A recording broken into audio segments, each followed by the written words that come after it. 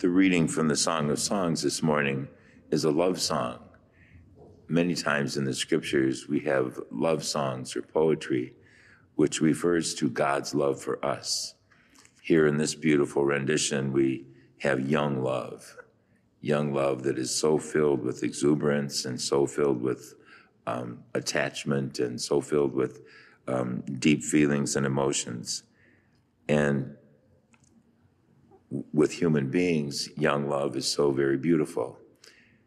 But as time goes on, and with familiarity, sometimes that young love can diminish, can weaken.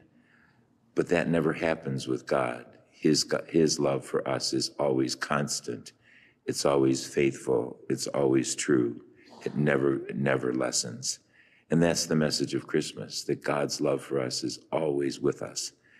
And we sing a Christmas carols that remind us of that.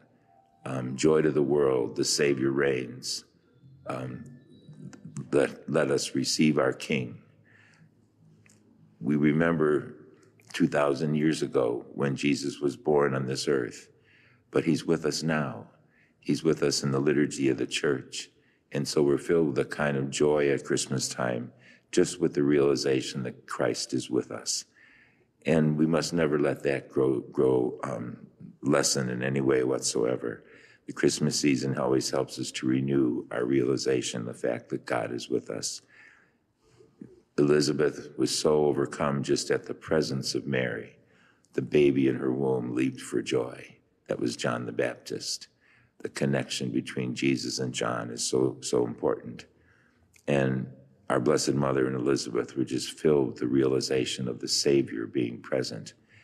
And so today we ask the Lord to help us to realize that deeply in our own lives this Christmas and the lives of our families and our parish, that the realization of God's presence with us, especially in the church, is so great.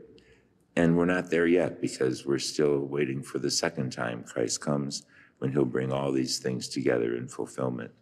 So we're very fortunate, you and I, more fortunate than the people of the Old Testament or even in the New Testament when these scriptures were written, because we know the whole story and we can really comprehend it with our hearts. Let us stand and offer our prayers and petitions.